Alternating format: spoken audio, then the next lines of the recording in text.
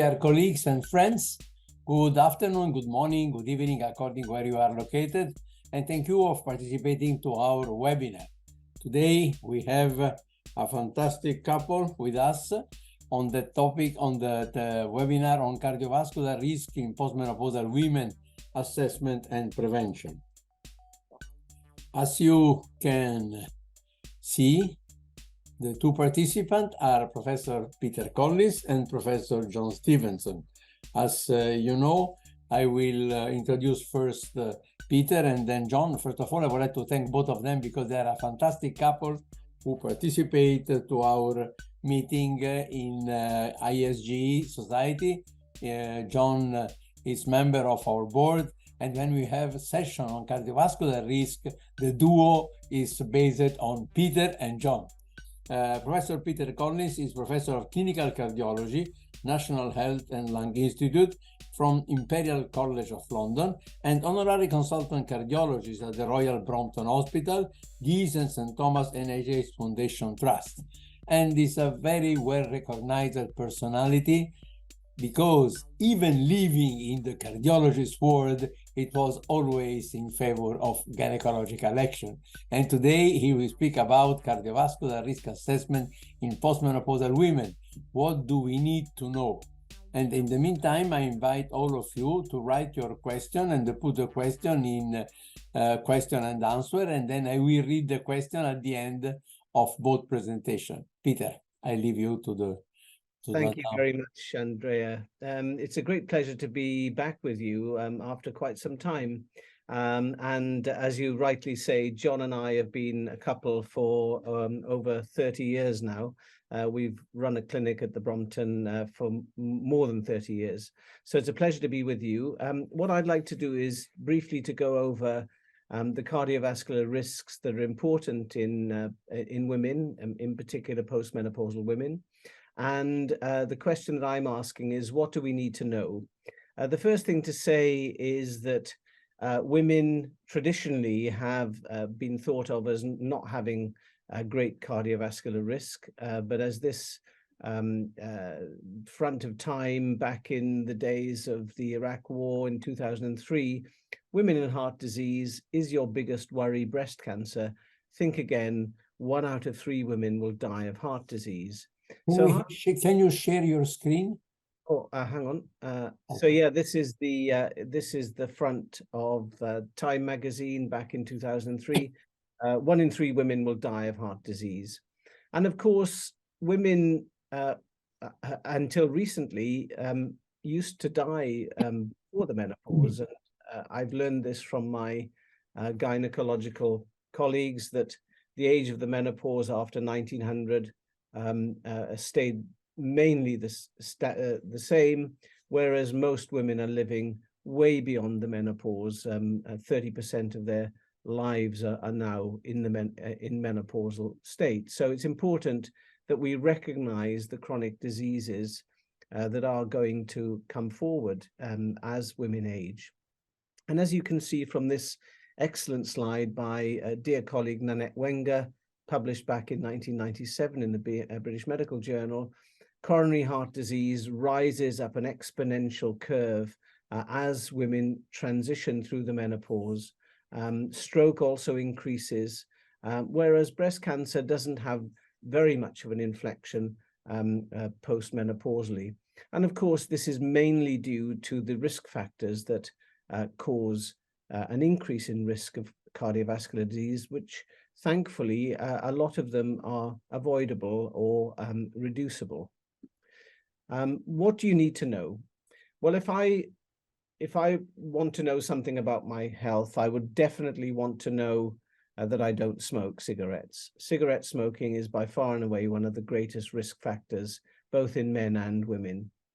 But we do have some occult risk factors which you don't actually know about unless you measure it. Blood pressure is one of them. We should all know what our blood pressure is, because we don't want to have a presentation of a serious cardiac event, either a heart attack, a stroke, or dying because of a raised blood pressure. And you need to know what your blood pressure is. You also need to know what your lipids are. Are they normal? Is your cholesterol normal? And John will deal with this in more detail. And know that your blood sugar is normal, and certainly your fasting blood sugar and lipids are normal. Menopause, we think, is a risk factor, and data would support that, and John is going to go through that. And of course, coupled with the insulin-resistant state, a sedentary lifestyle, obesity, can result in metabolic syndrome, and John again will deal with this in his talk. And of course, something we can't really do anything about, gender as a risk factor for cardiovascular disease.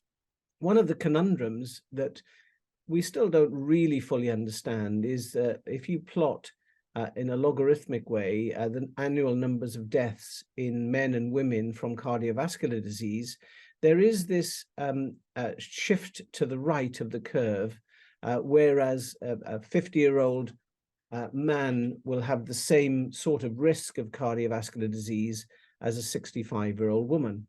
And we do think that almost certainly this is due to endogenous ovarian hormones, and there must be a biological mechanism by which, even after the menopause, this risk reduction still exists. Back in 2007, we got together a group of cardiologists and gynecologists for the first time, and we had a mission to really try and identify and encourage management of cardiovascular risk, particularly in the perimenopausal women. These are women that are often seen by gynecologists and primary care physicians in the UK, and often cardiovascular risks in these women was being ignored. And so we produced this consensus statement of European cardiologists and gynecologists, which I think we're all very proud of, because it really opened up knowledge about cardiovascular risks in these women at a relatively young age. And in this publication, we stated a number of practice points, and our very first practice point was that there are rapid increases in the incidence of cardiovascular morbidity in women, in particular myocardial infarction and angina pectoris, and these tend to coincide with the menopause during the loss of ovarian hormones, in particular estrogen, at the time of the menopause. And we were very proud actually to bring together the International Menopause Society, the European Society of Cardiology, and the European Society of Hypertension together, and we produced this Seville guide, so-called Assessment and Management of Cardiovascular Risks in Women. We, in the sort of 30-odd pages, that's a small monograph, we identified ways of assessing cardiovascular risk. This is the so-called score chart the European Society of Cardiology uses to identify increases in risk in both men and women. And one of our missions was to really try and emphasize the importance of high blood pressure in women as they transition through the menopause. As you're all very aware, the menopause is associated with an increase in risk of cardiovascular disease, and these are data from the Framingham study, which clearly show at whatever age a woman transitions through the menopause, her risk will be significantly increased of having cardiovascular disease, coronary heart disease, stroke, and chronic heart failure compared to women who had not transitioned through the menopause. And of course, these early menopausal women were women usually who'd had hysterectomy and ovarectomy, and so a surgically imposed menopause. And these data are quite convincing that ovarian hormones are indeed protective of the cardiovascular system. I make this statement that 90% of cardiovascular disease is preventable, which is good news if we identify the risk factors and we do something about them. Why do I say this? Well, there was a very excellent publication called the InterHeart study, which looked at the risk factors that contributed to increasing the risk of myocardial infarction in both men and women. And you'll see here on the left, these are the risk factors which contribute to an increase in risk of heart attack. Anything above an odds ratio of 1 is an increase in risk, 2, 3, 4-fold increase in risk. Anything below unity is a potential protective effect. And you'll see that current smoking, both in females and males, increases the risk of myocardial infarction, as does diabetes, hypertension, abdominal obesity. Importantly, in women, stress increases the risk. The protective factors are eating fresh fruit and vegetables, so the Mediterranean diet, which Andrea knows only too well, exercise, and particularly in women, alcohol seems to have a protective beneficial effect. Abnormal lipids, both in men and women, again, increase the risk of myocardial infarction. So these are the risk factors that we can do something about. And we shouldn't stop and wait. We should really do something as soon as we possibly can, identify the risk factors. These are data from transplant hearts where they weren't used for transplants, but you can see here that the prevalence of coronary atherosclerosis can start as early as the teenage years. And as we age, atherosclerosis increases. And if you can interrupt this process by identifying risk factors, then you can slow the process, the atherosclerotic process, which results in myocardial infarction and stroke. So again, our practice point 2, hypertension, smoking, dyslipidemia, diabetes, body mass index, and metabolic syndrome are all powerful predictors of cardiovascular events. These tend to occur commonly after the menopause, particularly when linked to low plasma estrogen levels. And John will talk about estrogen replacement and hormone replacement in postmenopausal women in his next talk. I want to dwell a little bit on hypertension. The first thing to say is I recommend to most of my patients now who have mildly raised blood pressure to get a home blood pressure monitor. And this is the one that I recommend. It's very cheap. It costs about £30 in the UK, and you can get it cheaper than this. This is an Omron M2 basic, and all it gives you is a systolic and diastolic blood pressure and a heart rate. And it's an upper cuff blood pressure monitor. But the important thing about this is you need to make sure that you accurately measure blood pressure. Blood pressure is often very badly measured, both by doctors and by the general public, because they simply slap the cuff on, press the button, and get a random number from the machine. This is a lovely illustration of how best to measure blood pressure. You should be seated, rested, no talking, with a cuff fitted to your arm of sufficient size. And you must remain seated and relaxed for at least 3 to 5 minutes before you take the first measurement. And then we recommend at least 2 readings at home with a minute interval in between to get really accurate measurement of blood pressure. And as I often say to my medical students, much better to measure the blood pressure once every 2 weeks really accurately than measure it 10 times a day really inaccurately. Why do I go on about hypertension? Well, 50% of menopausal women are hypertensive. That's what all the data tells us. And there is this transition between men and women around about the menopause. So women traditionally have lower blood pressure before the menopause, largely because of endogenous estrogen. But as they transition through the menopause, then more women become hypertensive. And this is almost certainly linked to ovarian hormones. So if in your clinics you're not picking up 50% of your patients with hypertension, then either you're not measuring it or you're not doing it properly, because that's what the data tell us. What is high blood pressure? Well, high normal blood pressure is 130 to 139 millimeters of mercury over 85 to 89 millimeters of mercury. And anything over 140, over 90 millimeters of mercury is hypertension. And hypertension should be treated. If you have mild, moderate, or severe hypertension, then treatment is indicated. Why is that? Well, we know that if we don't treat high blood pressure, there is an exponential increase in the risk of myocardial infarction and stroke.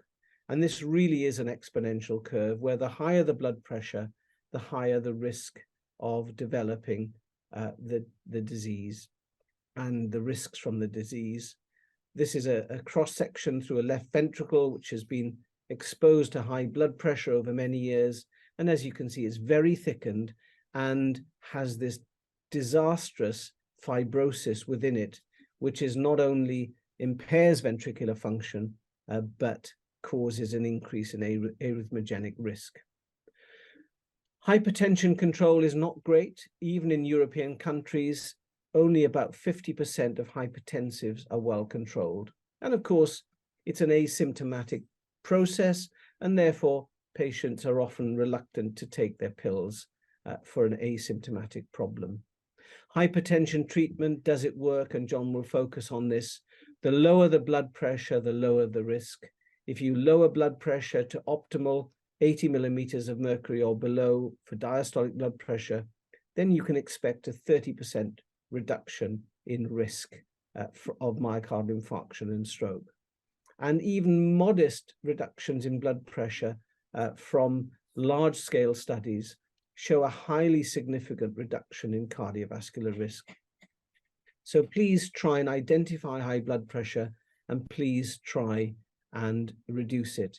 If your patient has high normal blood pressure, don't reach for the prescription pad, but advise them on dietary advice, weight loss, reducing sodium in the diet, physical activity, and a small amount of alcohol can all result in a decrease in blood pressure.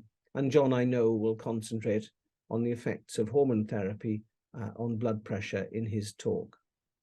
Also, risk factors are multiplicative. If you've got one risk factor, you have a risk, but if you add them together, then your risks actually multiply with each other. They don't just add, but they multiply. So the more risks that you have, if you're a smoker, if you have high blood pressure and dyslipidemia, then your risks are greater than each individual risk factor. So we should aim to modify not just one risk factor, but all the risk factors in the patients. And that was beautifully illustrated in this New England Journal of Medicine paper, where if you had more than 2 major risk factors, your lifetime risk of a cardiac event increased to between 30 and 40%. So confirming that these risk factors are multiplicative, and we really need to address all of the risk factors. How do we do that? How do we assess risk? Well, there are a number of different scores, charts that we can use. In the European Society of Cardiology, we have the score chart, and the Joint British Societies produce a web-based risk assessment chart that anyone can log into. And this is the score chart, which looks at the different risk factors. These are obviously in our pamphlet, female risk factors, but again, the risk factors apply in men. This is what the JBS3 website looks like. You have to plug in age, ethnic group, height and weight, smoking, whether you smoke or not, cholesterol, and blood pressure. And from this, you can actually derive a very good risk assessment. I've plugged in the risk assessment of a 35-year-old female smoker who has a systolic blood pressure of 160 millimeters of mercury, a raised cholesterol, an HDL of 1.4, and a family history of premature cardiovascular disease. And this 35-year-old female smoker has a heart age of 47. And with this, you can actually use this to try and encourage your patients to readjust their risk factors back down to what they would normally be for the age of the patient. As I've already mentioned to you, John and I have really pioneered the so-called Women's Heart Clinic, where a metabolic physician, endocrinologist, John, and myself, cardiologist, sit in our clinic on a Thursday afternoon. And we've done this since 1993. And hopefully we've actually produced some benefit in the patients that we've managed over the 30 odd years that we've been doing this. You're only as old as your blood vessels. And as I've already pointed out, these risk factors, if they are identified and managed, then you can make a big difference to the long-term cardiovascular risk of your patients. Multiple risk factor intervention, a modest reduction in blood pressure, modest reduction in cholesterol, plus aspirin or clopidogrel antiplatelet therapy translates into a 50% reduction in ischemic heart disease events, a 60% reduction in stroke. And if you add smoking cessation into this, you can add another 15 to 20%. And there you have 90% of cardiovascular risk can be addressed and modified. So to finish, a couple of practice points. The perimenopausal woman is increasingly likely to become hypertensive and will require blood pressure lowering measures to reduce the incidence of target organ damage. Even slightly elevated blood pressure poses a risk and should be addressed. Metabolic syndrome and diabetes. John, focus on this. Please address this. And this is the definition of the metabolic syndrome, which I know John will deal with: abdominal obesity, raised triglycerides, raised cholesterol, raised blood pressure, and a raised fasting glucose cluster. And therefore, if we address this clustering, we can reduce risk. And the risks are significantly increased from all of the studies that have looked at it if you have metabolic syndrome. Hormonal changes at the menopause transition result in changes in the individual components of the metabolic syndrome and increase the likelihood of diabetes and cardiovascular disease. And as I say, John will deal with this in his talk. Lifestyle changes, pharmacological intervention should be introduced in perimenopausal women to minimize cardiovascular risk. And so we have always encouraged that gynecologists who see menopausal women in their clinic should team up with cardiovascular physicians to jointly try and identify and minimize cardiovascular risk and treat it aggressively if these are identified. So every opportunity should be taken when managing a menopausal woman to identify the extent of her cardiovascular risks, and cardiovascular risk factors should be aggressively managed. And this will translate into a highly beneficial reduction in cardiovascular risk in the long term. Thank you very, very much for your attention. And I'll now turn over to John for his talk. Thank you, Peter, for this fantastic, very precise and very educative talk. We will discuss later on. Already we are receiving series of questions. I remind to all of you, you have to write your question in question and answer, and then I will read the question to our speaker. And it's now my pleasure to move to the presentation of Professor John Stevenson.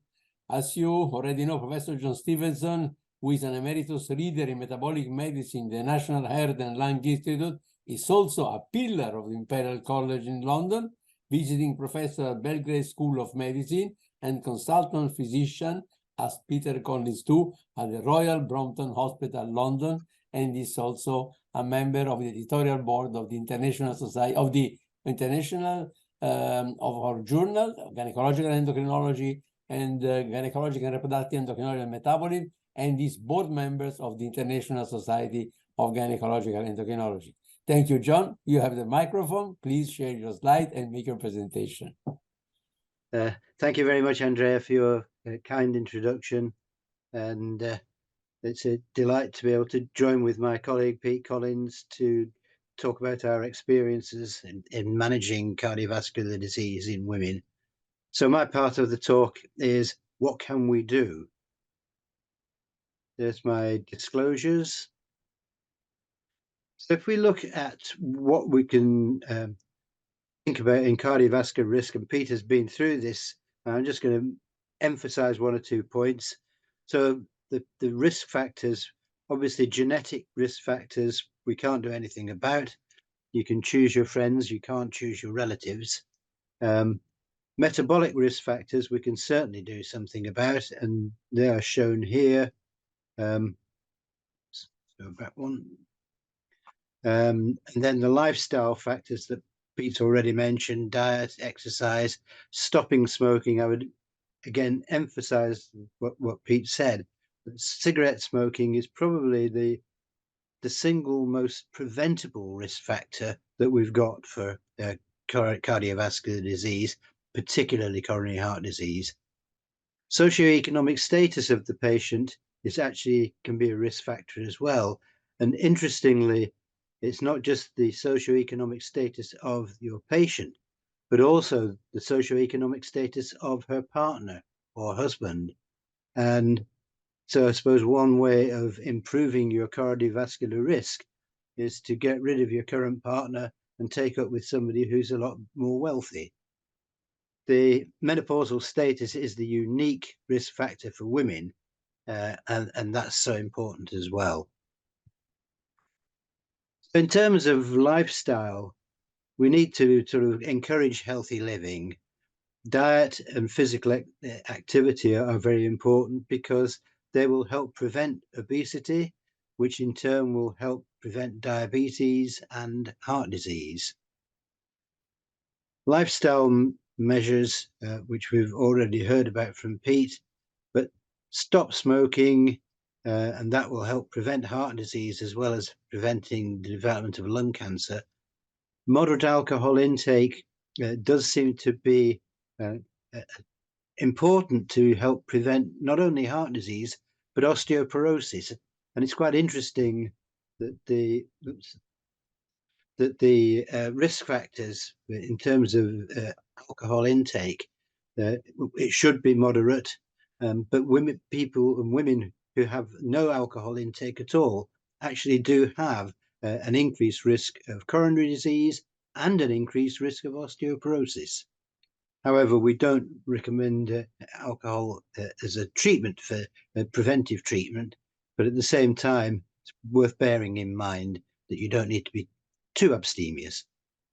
Then, of course, hormone replacement therapy, and this can be so important. Try and start it around the time of the menopause, and this will help prevent menopausal symptoms, but also help prevent osteoporosis, help prevent coronary heart disease, help prevent type 2 diabetes, and probably help prevent dementia, which is now one of the leading causes of death in women. So we need to watch body weight. Obesity is a big risk factor for cardiovascular disease, and there are various reasons for this. Lipid abnormalities that you get with obesity. Obese people tend to have a low HDL cholesterol, raised triglycerides, and increased amounts of the small, dense LDL particles, which are particularly atherogenic. In terms of glucose and insulin metabolism, again, the obesity tends to cause insulin resistance and will probably then cause, because of that, will cause hyperinsulinemia and is a major risk factor for the development of type 2 diabetes. Raised blood pressure, as we've already heard from Pete, is a very important factor, and obesity causes raised blood pressure partly through the insulin resistance which associates with it, but also increased sympathetic nervous system activity and increases in certain unwanted adipocytokines. And lastly, an increase in thrombosis that we see with obesity because of increased coagulation and decreased fibrinolysis. Now, the effect of menopause, losing ovarian function at the menopause, losing estrogen, it induces all sorts of adverse changes in many metabolic factors. And we have previously published many years ago that the menopause results in a metabolic syndrome. And that's due to its abnormalities in lipids and lipoproteins, glucose and insulin metabolism, body fat distribution, which is terribly important, blood pressure, coagulation, and fibrinolysis. But 50% of cardiovascular events in women can be related to the metabolic syndrome. So how do we treat the metabolic syndrome? What can we do about it?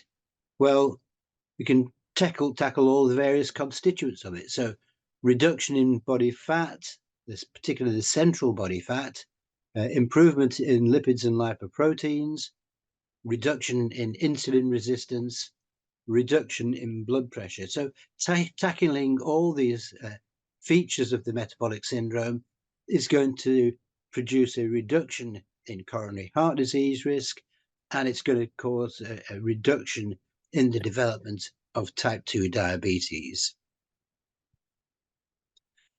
What does HRT do to body composition? Well, HRT does not cause an increase in total fat. And although we do get patients who go onto HRT and say, oh, I put on weight because of these hormones, if you actually look at randomized clinical trials and big studies, you will find that, yes, some women may show an increase in body weight when they go on HRT, but an equal, if not larger number, will actually show a significant reduction in body weight. So overall, there is, as a group, there is no increase in body weight and total fat, but there is a redistribution of body fat, and this is what is important. So you get a relative decrease in the female distribution of fat and a relative decrease in the male distribution of fat, the android fat. That's the central fat. And that's so important because it's the android fat that is related to adverse metabolic changes, and it's the android fat that is related to the increased coronary heart disease risk because it reflects an increase in visceral fat. So what happens if we try and give HRT to patients who are overweight or obese? Well, good things and bad things.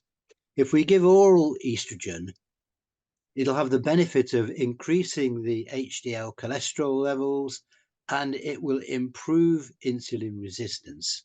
And this is clearly important. But it will also cause an increase in venous thromboembolism. And this clearly is an unwanted feature. And it also increases the triglyceride levels if you give it orally. Whereas if we give transdermal estrogen, that actually reduces triglycerides. So there's a beneficial lipid effect, and there is no increase in venous thromboembolism. But you get less of an increase in HDL and less of an improvement in the insulin resistance. So there are advantages and disadvantages to these different routes of administration.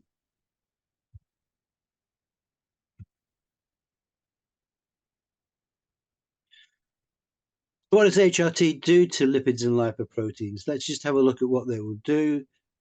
All forms of HRT will cause a reduction in total cholesterol because all forms will decrease the unwanted LDL cholesterol. But in terms of HDL, remember HDL is thought to be the beneficial type of cholesterol. You may get increases in HDL, but that may be accompanied by increases in triglycerides. With other combinations of HRT, you may get decreases in triglycerides, but this is usually accompanied by decreases in HDL. But there are other beneficial effects of HRT in lipids and lipoproteins, things like the decrease in lipoprotein little a, which is things like statins will not affect lipoprotein little a. HRT is one of the few things that will reduce it. And there are increases in the clearance of the more atherogenic particles and other qualitative benefits as well.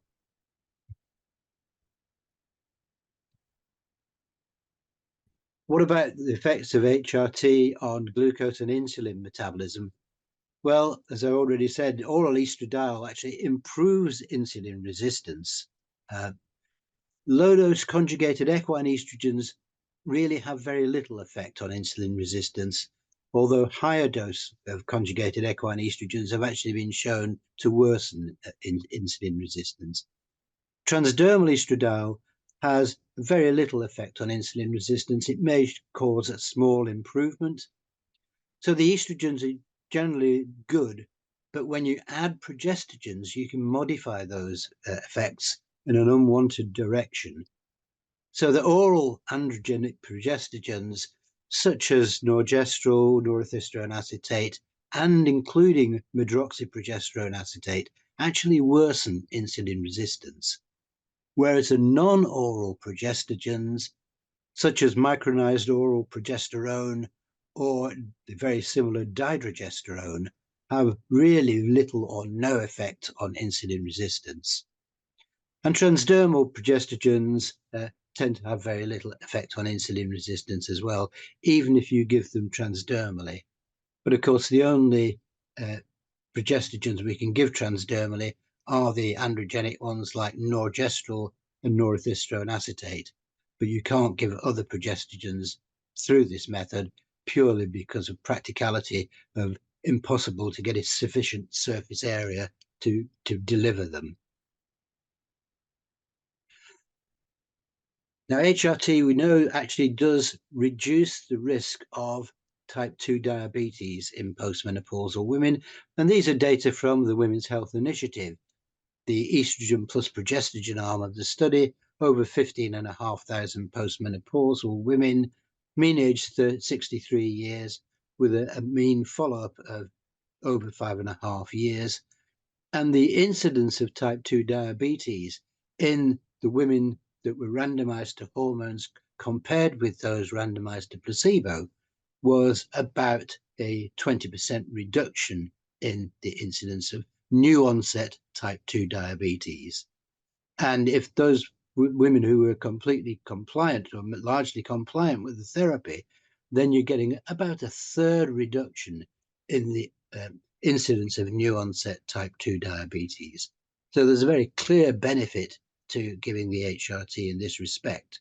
And this, of course, reducing the incidence of diabetes is obviously going to feed on to benefit the cardiovascular system. Now, Pete told you about blood pressure and how important it is. And this is another slide just showing the benefits of reducing both systolic and diastolic blood pressure, getting a reduction in stroke incidence and in coronary heart disease events. And if you add other improvements in other risk factors, as Pete mentioned, you get even bigger improvements again. So what happens when you give HRT in terms of blood pressure? Well, for the vast majority of women, when you put them onto HRT, there'll either be no change in blood pressure or there may be a small decrease in blood pressure. And estrogen usually has a fairly neutral effect or can cause a small decrease, but the effects will vary if you add in a progestogen. And if you add progestogens that have anti-mineralocorticoid effects, such as drospirenone and to a lesser extent dydrogesterone, you will actually see more of a decrease in blood pressure. Now, people often have thought, oh, you've got to be careful. If you go onto HRT, it'll increase your blood pressure. No, this really does not happen. An increase in blood pressure is very, very rarely seen, and it is an idiosyncratic response to going onto HRT. It's usually been reported in the patients going on to conjugated equine estrogens, but as I say, it's incredibly rare anyhow, and it is an early event. It'll happen straight away. So a practical point, if you have a patient who's gone onto HRT and her blood pressure has gone up, then it's probably not due to the HRT, particularly if the blood pressure has gone up after a year or 2 years or more of therapy. So once you're on HRT, if the blood pressure goes up later on, it's nothing to do with the HRT. You don't need to stop it. You just need to treat the blood pressure. What about coronary events? What is HRT going to do for that? Well, from the Women's Health Initiative, we know that there is a a non-significant reduction in myocardial infarction and death in women initiating the HRT below the age of 60. And this is in the estrogen alone arm. A significant reduction in cardiovascular interventions. And if you combine these two as a composite outcome, there's a significant reduction. But you don't see these reductions in women initiating the estrogen above the age of 70. You don't see any worsening of these events, but you're not seeing any improvement. With the cumulative follow-up of the Women's Health Initiative, what they found was in the women who had initiated estrogen alone below the age of 60, there was an eventual significant reduction in coronary events compared with those women who'd been randomized to placebo. But again, looking at initiating the HRT above the age of 60, you can see no significant effect, and the same initiating above the age of 70. So no increase in risk, but just no decrease in risk when you initiate the conjugated equine estrogens in this study.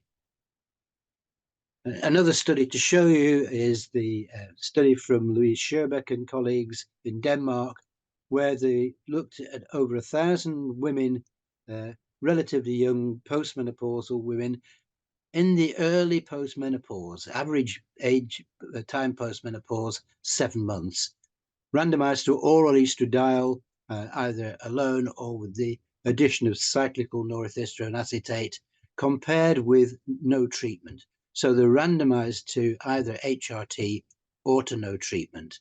There wasn't a placebo group, but there was this randomized no treatment group. The trial was stopped after 10 years, but there was a further observational follow-up for 6 years after that.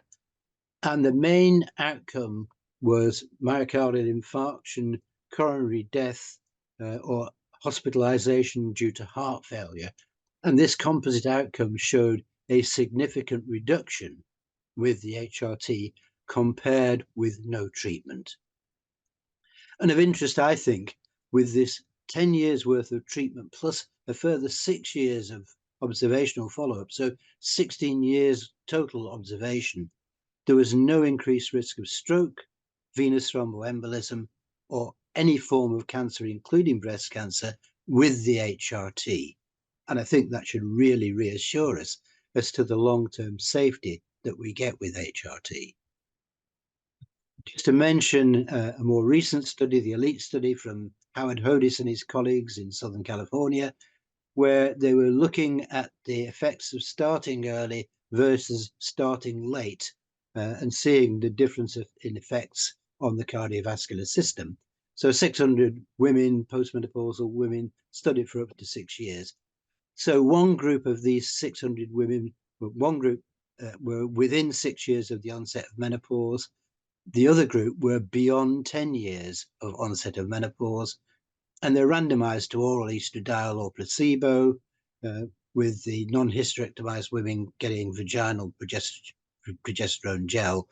And the outcome measures were, the main one was the ultrasound of carotid artery, looking at intermediate thickness progression. And this was significantly reduced in the group that commenced HRT within 6 years of the onset of menopause, but the group who were beyond 10 years of onset of menopause did not show this reduction. They didn't show any harm, but they didn't show any reduction. And lastly, just to look at the meta-analyses that we have of HRT and coronary disease. So this is from the Cochrane review, but there's been other meta-analyses to confirm this, that randomized clinical trials of HRT versus either placebo or no treatment, including almost 32,000 postmenopausal women with HRT exposure up to 10 years. And they divide them again according to when they initiated the HRT or the placebo. So within 10 years of onset of menopause or beyond 10 years of onset of menopause, and the endpoint they're looking at, cardiovascular death or non-fatal myocardial infarction. And those initiating within 10 years of onset of menopause, you can see a significant reduction in the coronary events, whereas those initiating beyond 10 years post-menopause, no significant reduction, no reduction in these events. But at the same time, no increase in events, but we're just not seeing the reduction. And data from the Finnish National Register, which I think are interesting, 90,000 postmenopausal women, HRT exposure up to 9 years. And this time they're looking at coronary heart disease death, which is a great endpoint because nobody can argue with death as an endpoint. And again, they divided them according to the age at which the women initiated the HRT, below age 60 or above age 60. And what you can see is that those initiating below age 60 show a significant reduction in coronary heart disease death. Those initiating above age 60, the reduction is non-significant. But again, just emphasize no increase in risk, but just not seeing the same significant reduction. Lastly, just to mention venous thromboembolism, and these are data that Pete alluded to, a big study from the UK general practice databases with women aged between 40 and 80, and you've got over 470,000 postmenopausal women. And just to summarize what's shown on the bar chart here, you're seeing an increase with oral HRT of about 1.6 compared with transdermal HRT, where there is no increase at all. The gold bar is showing estrogen alone, and the pink bar is showing estrogen plus progestogen. So adding progestogen in most cases does seem to increase the risk that you see, which is increased by just estrogen alone. The biggest increased risk was seen with the combination of conjugated equine estrogens and medroxyprogesterone acetate. And the only oral combination that didn't show a significant increase in VTE was a combination of estradiol 17 beta plus dydrogesterone. So if I can conclude, as Peter's already told you, coronary heart disease is a major disease for women. And prevention of this, what can we do? Well, modify lifestyle and treat underlying risks. I think in terms of HRT, the totality of the current data we have indicates that HRT is beneficial for the prevention of coronary events, although that benefit will depend on the type of hormones, but particularly the type of progestogen, to some extent on the dose of hormones, and particularly the age at initiation of therapy. And that's where dose comes so important. Estradiol 17 beta, I think, is the preferred estrogen. The non-androgenic progestogens are definitely the preferred progestogens. So if we're going to use HRT, if we can use combinations of these, so much the better. Start HRT as soon as you can after the menopause to get the coronary prevention benefit, but it's probably never too late to start. And I would say that treatment should be given at least 3 to 5 years, but probably longer in order to get the long-term benefits. 3 or 5 years might be possibly good enough for osteoporosis prevention. For coronary heart disease prevention, I would think we certainly need longer, and probably for neurocognitive benefits as well. But I would just remind you, HRT is a safe and effective treatment. Thank you very much. Thank you, thank you, thank you. Thank you very much. And then I would like also to call Peter, and then we will start our session. We have received a huge series of questions and compliments from many of our participants. I would like to start with one question from Jingo Stefan. Peter, why alcohol is protective yet all along?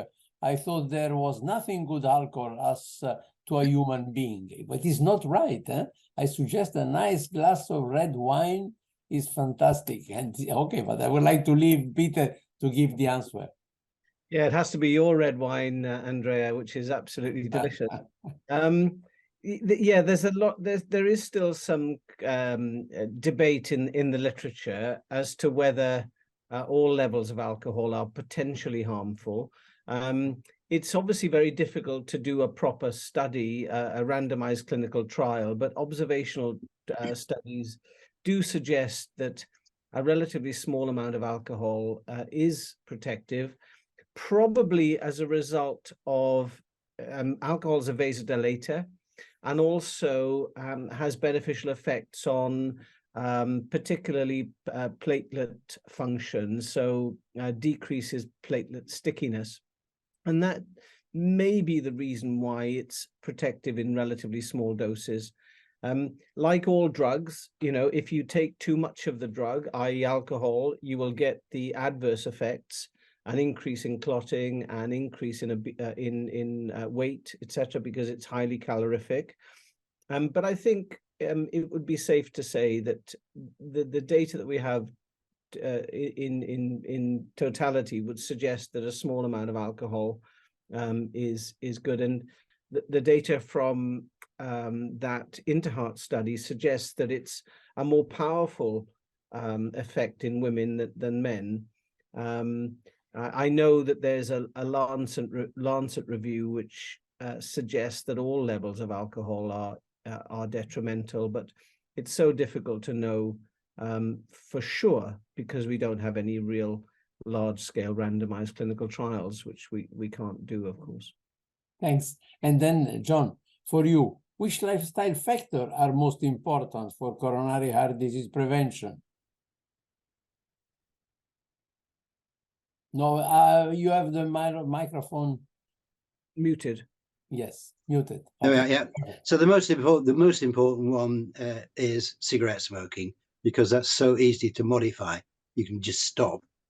After that, then I would think that obesity and lack of physical exercise are both equally important, because of the way that they affect all the metabolic factors that I've already mentioned.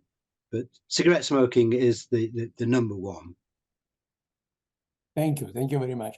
And then, Peter, overnight gold at right. If it is recommended to manage patients with cardiologists, what frequency of consults do you recommend? Every year for every menopausal woman, or if there are known risk factors, and you suggest some specific examination? Yeah, that's a really good question, actually.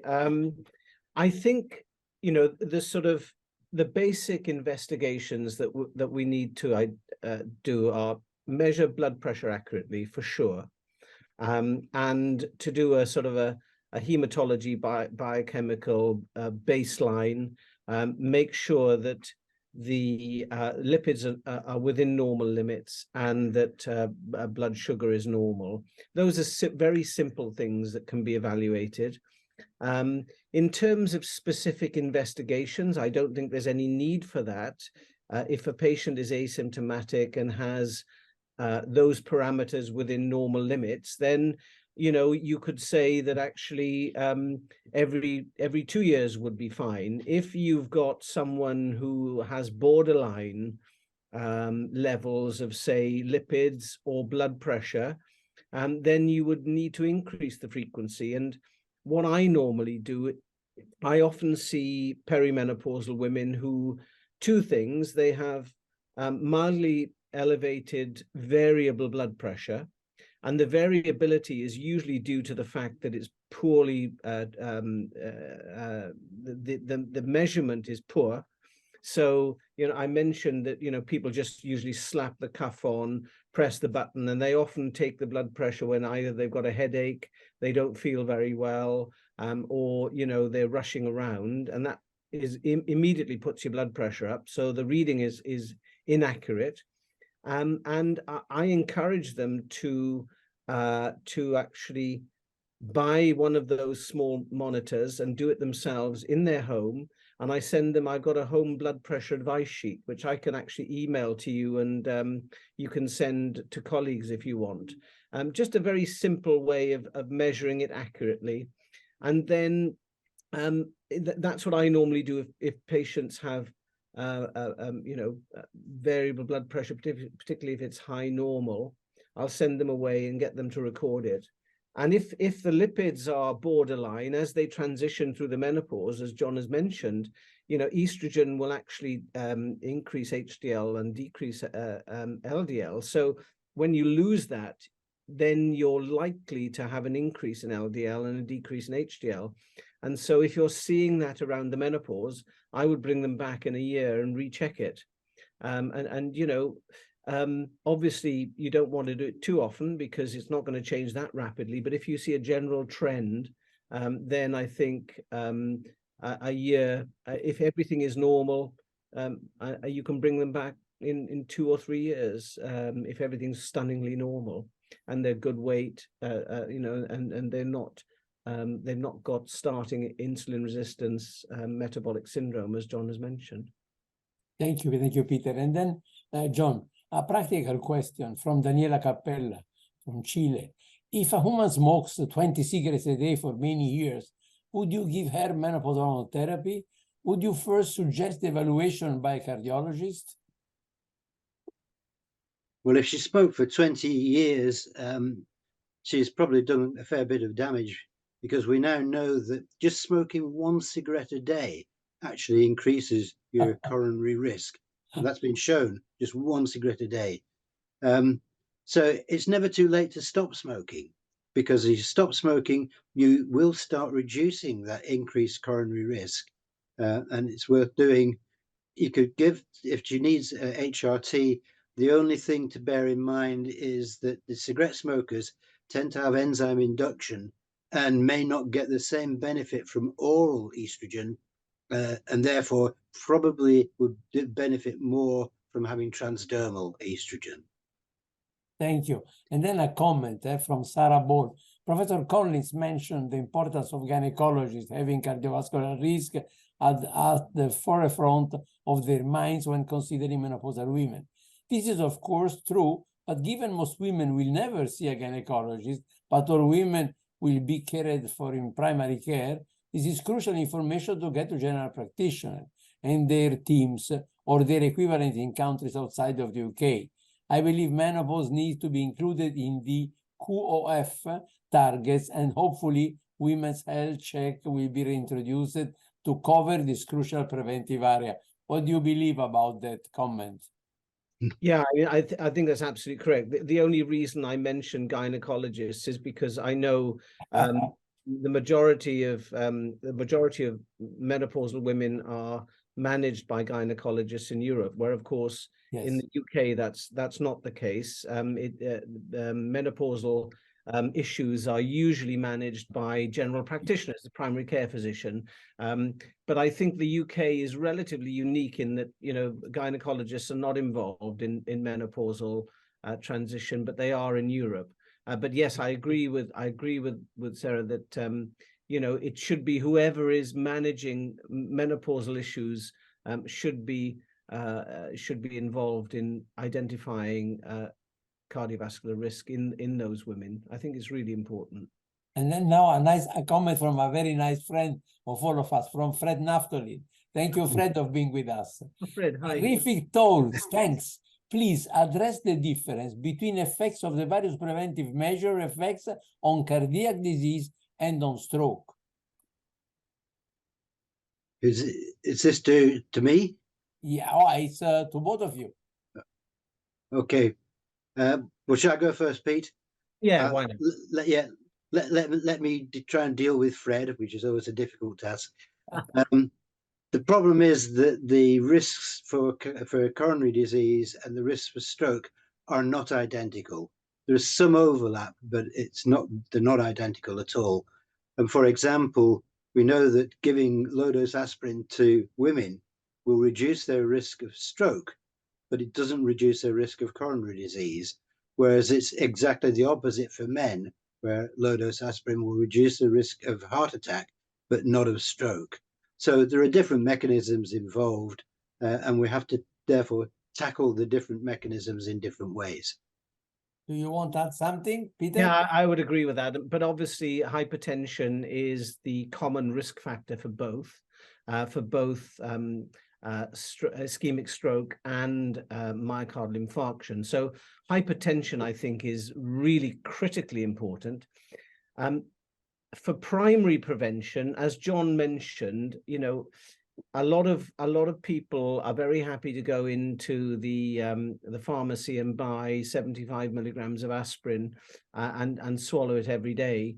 The problem with that is that aspirin is a very good at making you bleed, and the risks of bleeding. And there's a very large study which was conducted in Australia called the Aspire trial, where they looked at the effect of primary prevention of aspirin in men and women in very large numbers. And what they showed was that aspirin, yes, did decrease cardiovascular risk in both men and women, stroke in women, heart attacks in men, but that was offset by a significant increase in bleeding. So if you're at relatively low risk and you take aspirin for primary prevention, it's not really recommended because it increases the risk of bleeding, and you might think, oh, well, I'd rather bleed than have a stroke or a heart attack. But the bleeding that I'm mentioning are serious GI bleeds usually. So, I think it's all about really identifying the risks, and I think hypertension is the one big risk factor in there that contributes to both. And that's the one to really be mindful of and pick up in your patients. Thank you. Okay, now okay, this is an interesting question from Rafael Bedoya Torres from Mexico. This month it was published in the journal Menopause that transdermal estrogen in patients without a uterus for up to 20 years, reducing the dose by half at 60 years, reduces cardiovascular risk. But if they have a uterus, it will be better to add progesterone, so as not to modify the beneficial effect of estrogen, natural progesterone, desogesterone, other, or it is indistinct. Please, John, can you give a message on that point, which is, I think...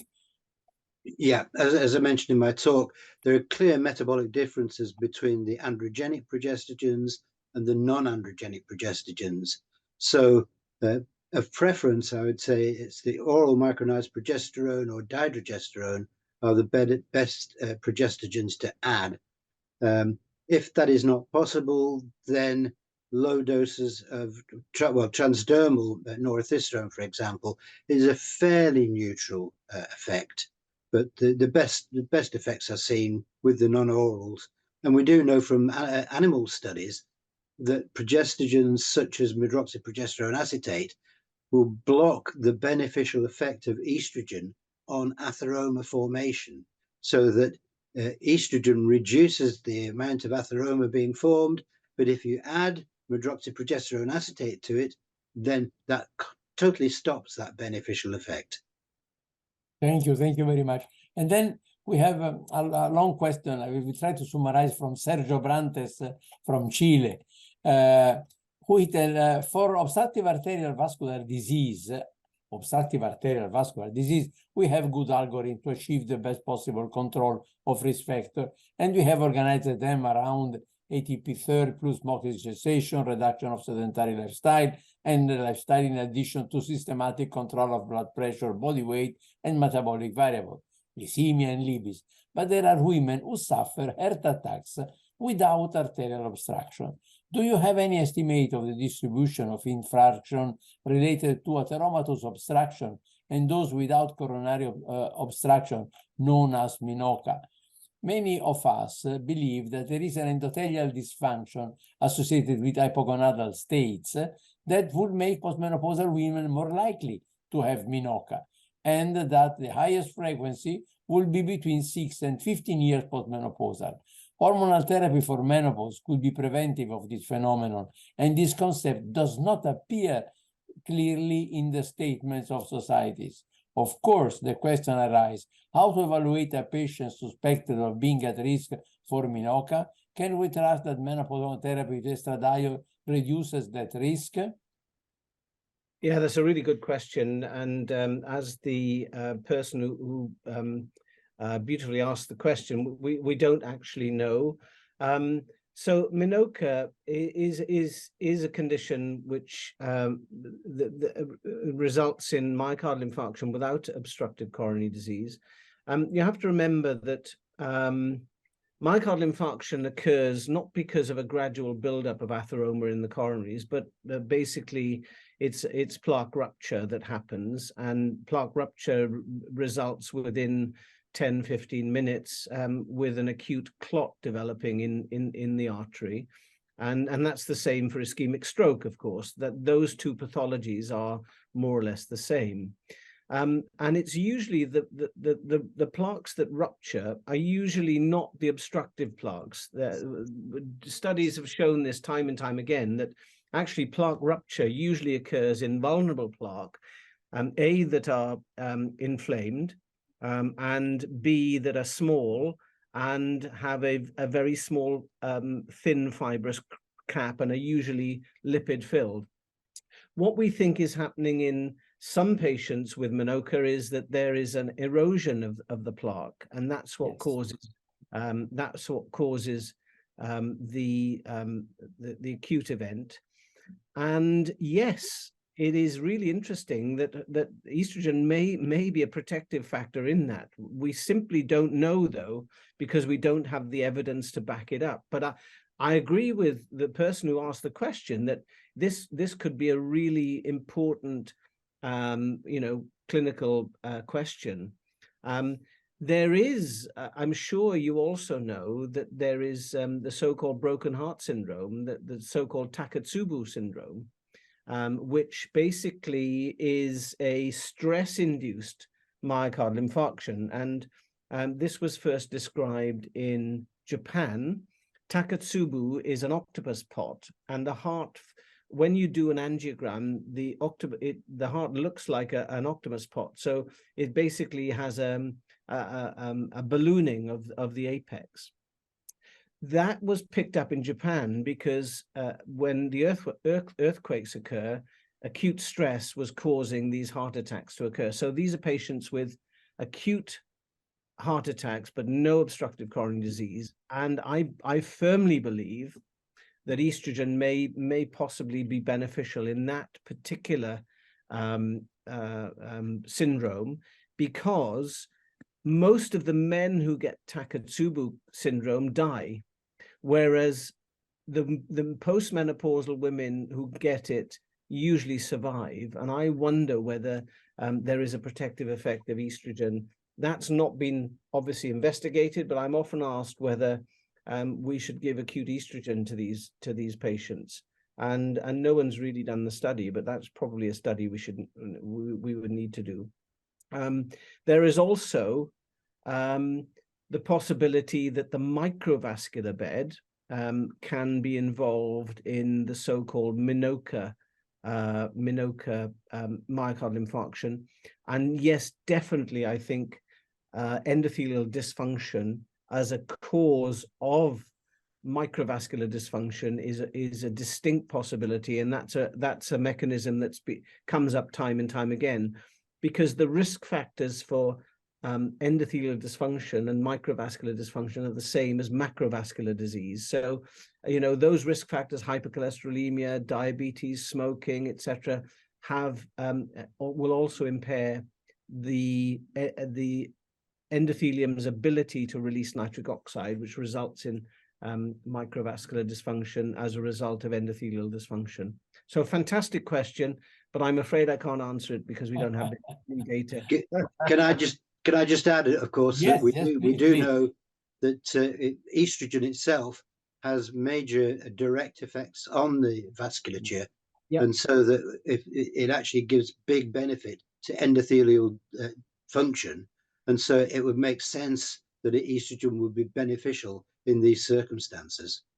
And in fact, actually, just to remind, I mean, it's a study that's not really terribly well known, but John and I were the PIs on a study called WISP, where we actually gave low dose hormone therapy to women shortly after myocardial infarction, and we actually showed the numbers were very small, but we actually showed a trend to a distinct benefit in patients who received hormone therapy shortly after their infarct compared to those who didn't. So, we have got some data to suggest that acute effects of these hormones, of estrogen in particular, is important. Thank you, dear friends. I totally agree on that one. And if you see what happened during pregnancy, when we have the highest concentration of ezetadiol never seen, they reach a concentration of 20-30 nanograms per milliliter, we have the impression that these have a fundamental role to make the woman possible to cross over this terrible time as pregnancy is, with all different vascular situations that she have to face. And then we have a question, John, for you from Nagva Yusri. She asked, can hormone replacement therapy be given with family history of thromboembolic events? Yes, it certainly can be given. If there is a strong family history of venous thromboembolism, one would have to be very careful. And I would say we would opt for the transdermal delivery of the hormones, because that has not been associated with any increased risk of venous thromboembolism, particularly if we're using the standard doses. And so that would be the safe way to go. So if the woman needs, with a family history, if she needs to go onto HRT, certainly go for the transdermal estradiol in that particular incidence. And then now, Peter, a question that you have to face, because after WHI, we have so huge number of women who were taken out of treatment for also problem of fear for ignorance also of the doctors.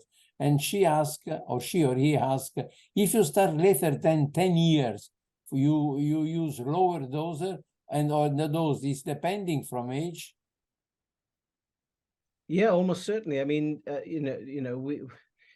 the data that we have available clearly is the closer that you are to menopausal age, the more benefit you get. But I think the question is, can we add hormone therapy at any age depending on patient symptoms?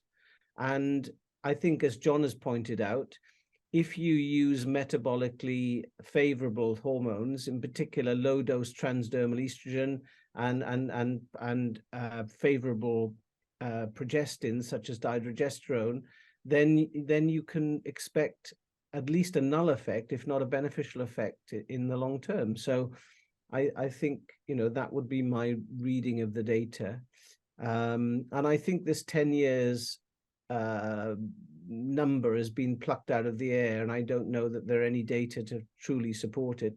And as John says, I think we manage patients based on the fact that if they need hormone therapy, particularly for symptoms, that they should stay on it.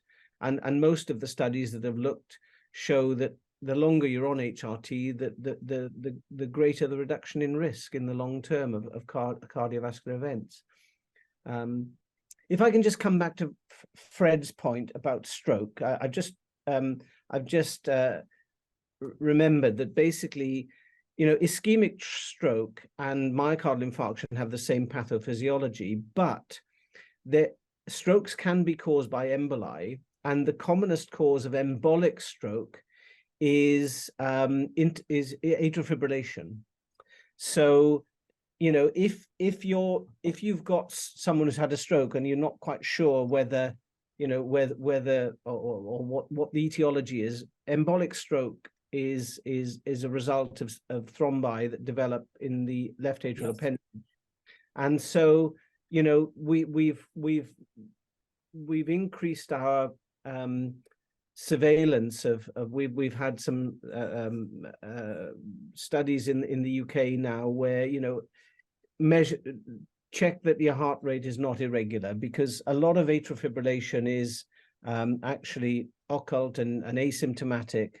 And if you have someone who's had a stroke and you don't identify what it is, then make sure that they're not getting intermittent atrial fibrillation, because aspirin will not work in that situation. You need anticoagulation in that situation. So just a reminder that the pathophysiology of stroke is much more complex than myocardial infarction. It's not just ischemic pathophysiology, but embolic pathophysiology as well. And for that reason, I think also that it's very important to discriminate to see what kind of treatment you offer, because transdermal therapy in that way can be considered as safest approach in comparison to any oral treatment with estrogens. And now we have another nice question, John, for you from Sergio Brantes, another very nice observation. How do you explain that the 2022 US Task Force report ignores that multiple pieces of evidence that we appreciate on protective potential of menopausal hormone therapy for cardiovascular, osteoporosis, etc. And they recommend not using menopause hormone therapy for the prevention of any chronic condition. Do you think that position may change in the future? I read to your hopes. What do you believe? Yes, every time I hear that statement, I look for somewhere to bang my head. I mean, it really is not supported by the current evidence, and they've cherry-picked evidence to try and say, oh, HRT is not beneficial for any chronic disease. That is simply not true. Absolutely not true. Not just for cardiovascular problems, but we know, for example, for osteoporosis, probably for the brain as well. All I can say is, thankfully, I am not responsible for the US task force and its conclusions. Nothing to do with me. Thank you. And then, Peter, we received from Maria Alessandra Schulle from Argentina. She asked, the use of statins is an indication for the gynecologist in patients with dyslipidemia? I mean, if you're happy, it's very easy dosing, and it's a very easy therapy to introduce. Yeah, I mean, the two main statins that I use are atorvastatin and rosuvastatin. The doses are very easy and simple.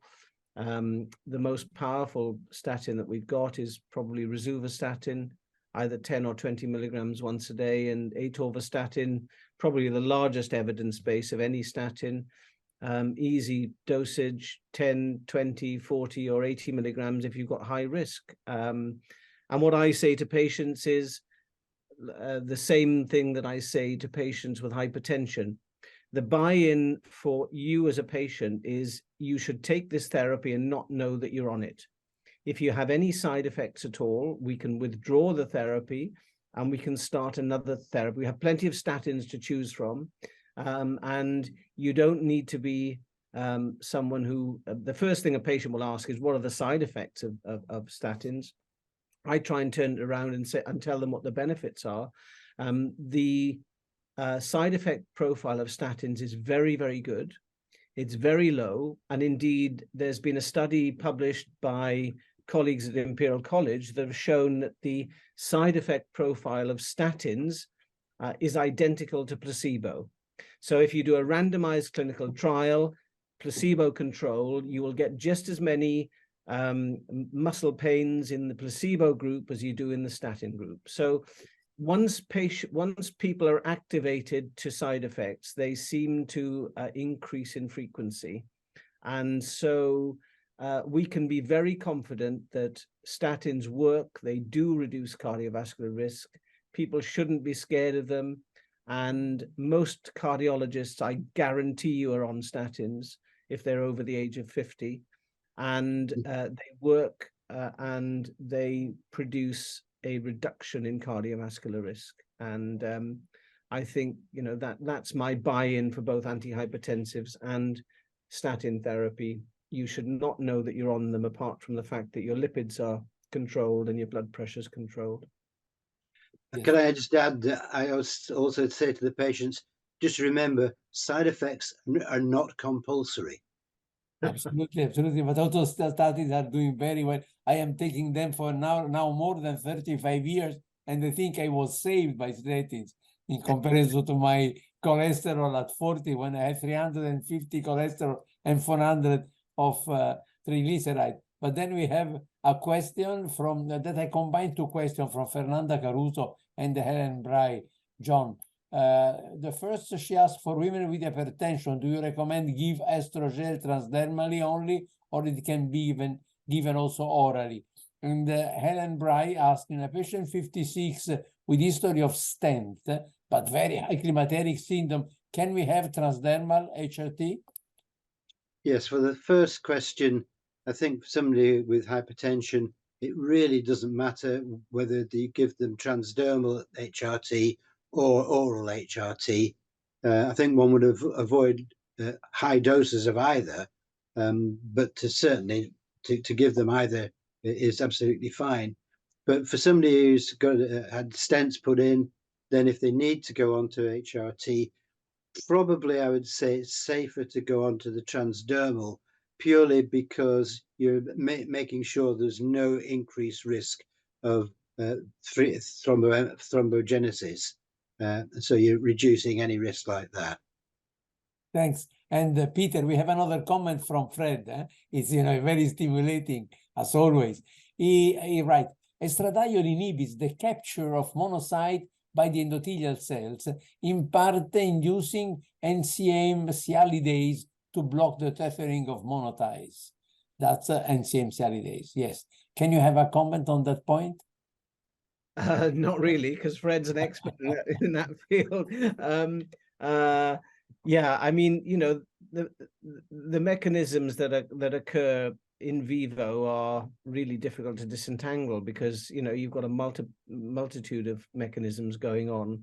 Yeah, I mean, I know Fred is an expert in that area, so I can't really comment on that one.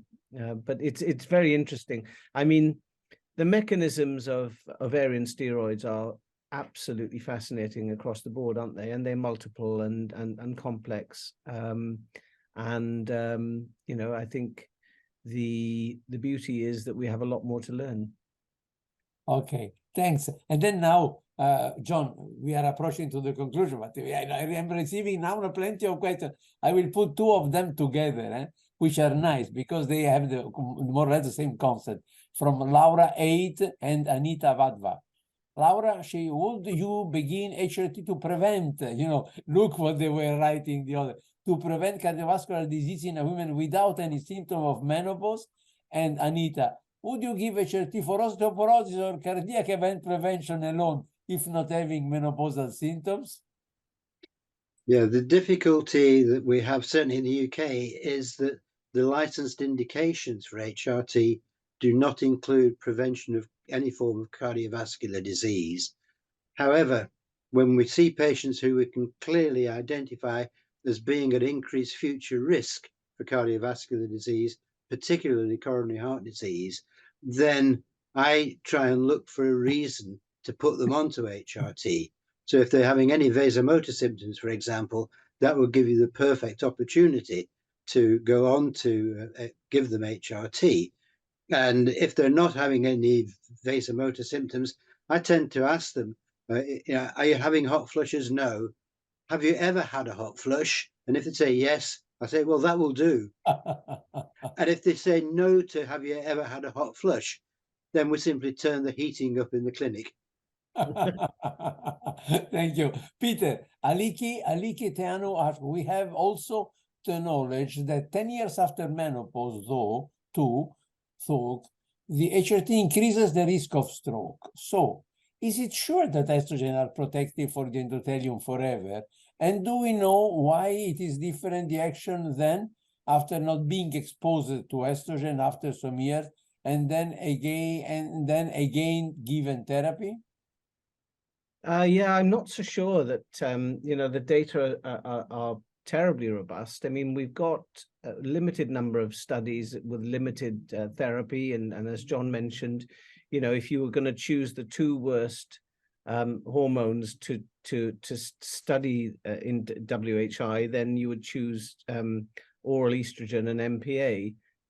So I'm not sure we can be conclusive about that 10-year effect. I mean, a lot of the women in the WHI were older and asymptomatic, and very different from the sort of women that we treat in the clinic.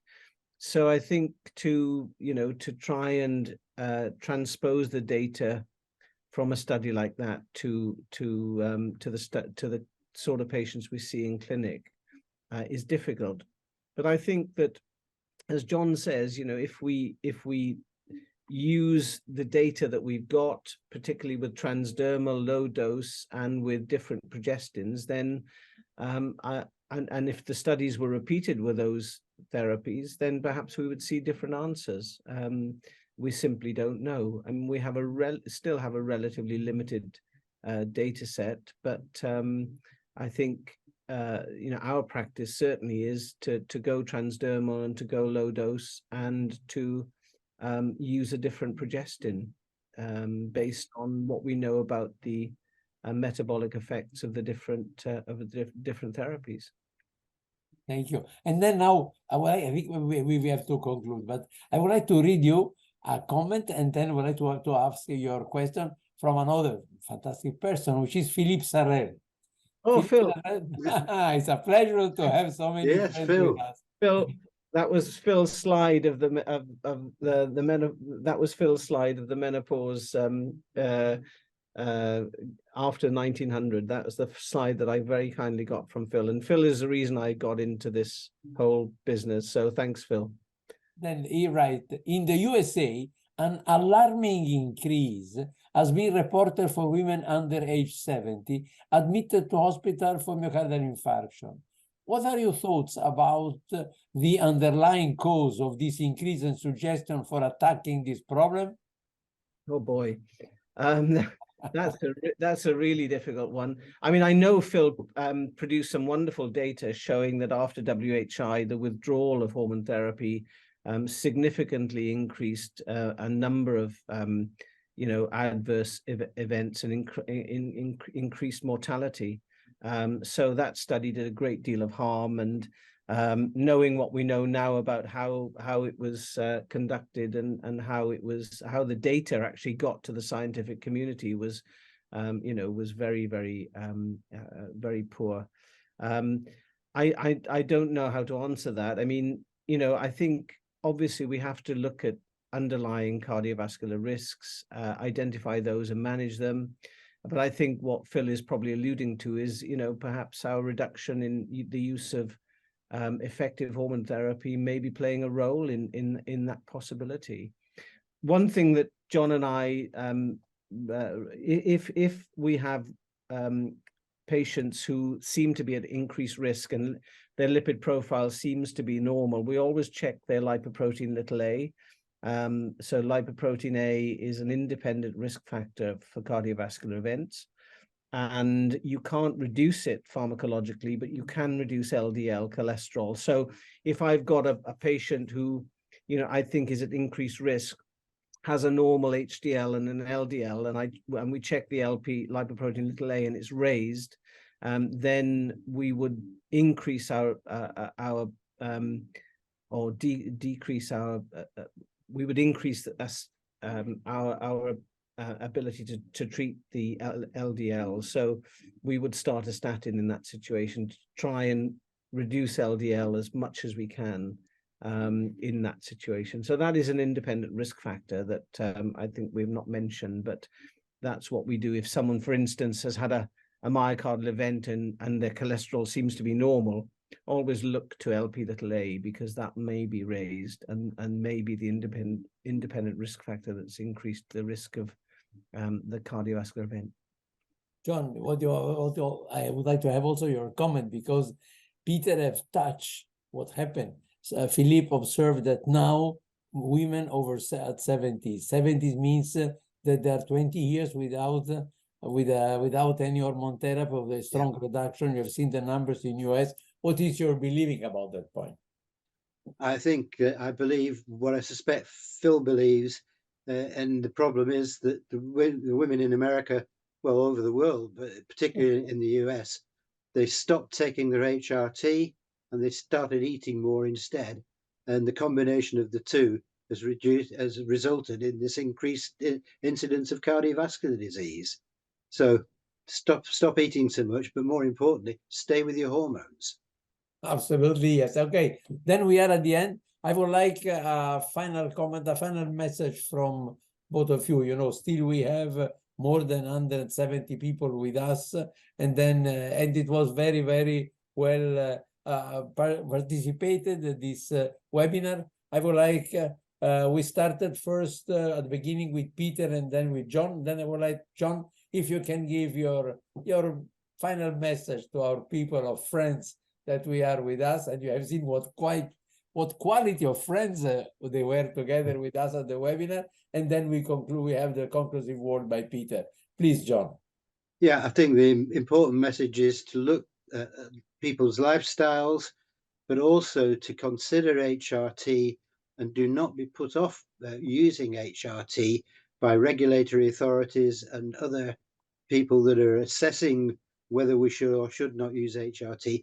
Just look to the science. You can follow that and you can justify giving the HRT in so many situations. Thank you. Peter. Yeah, I think, you know, menopausal physicians are really the gatekeepers of future health of the patients that they see. I would encourage all menopause physicians. You're excellent physicians. I know that because I met multiple numbers of you. You have a global sort of knowledge of medicine, and I would encourage you to all bear in mind cardiovascular risk assessment in the menopausal or premenopausal women that you see in your clinics, and just be mindful of the simple things that can make a big difference. Measure blood pressure and measure simple hematology and biochemistry and identify any risks in those women. And if you need the help of a cardiovascular physician, then buddy up, as I've done for 30 odd years, with someone like John, in order to significantly reduce the cardiovascular risk in your patients. So I think it's a mission that's achieving goals, and good luck with you know, with the management of your patients. I know that they're very well looked after, and that you're all very involved in their future you know, health and well-being. Okay, and I would like also to add, and if you go on, as Peter and John, they were telling you, and if they are under hormone replacement therapy, there is no reason for any age or for any previous duration of treatment to stop the treatment. The treatment can be stopped by God when the life will finish. And dear friends, thank you for being with us. It was today a fantastic day. I think, you know, our couple of Imperial College colleagues working in the same beautiful activities together, they cross their minds and they offer us a fantastic evidence how it should be done, taking care with heart and mind of our patients and looking to them for the rest of their life. Thank you, Peter. Thank you, John, of being with us. And then I would like to announce to our friends our next event. Our next event, it will be the first one of a series done in Spanish, because we had a huge presence in Latin America, and we have decided, the ISG have decided to offer 4 specific webinar also in Spanish. And this one will be chaired by Professor Peter Chedraui, with Professor Juan Blumel and Professor Santiago Palacios, and will be dedicated to the perspective presentes y futuras de las disfunciones sexuales de la mujer de mediana edad. It will be the 12th of December at 17:30 hora de Ecuador. 17:30 hora de Ecuador. Ok, tenemos que ir a ver cuál es la hora de Ecuador. Entonces, and then, dear friends, thank you very much for being with us. And I remind to all of you that we are expecting you, and John and Peter also, they will be there at the 21st World Congress of Gynecological Endocrinology, 8-11 of May 2024, in the fantastic scenario of Florence, where the beautiful Birth of Venus was painted many years ago by Sandro Botticelli. She's waiting you at the Uffizzi's Gallery, and we are waiting you at our conference. Thank you, John. Thank you, Peter, for your help. And then have a good day. Enjoy the life. Take care. I had a flu just last week, okay? The 3rd. Okay, then, but I am recovering well. Thank you, and thank you for being with us. And thanks for your participation. The level of the webinar was fantastico. Applausi. Thank you. Bye. All the very best. Bye-bye. Bye-bye. Bye-bye, John. Bye.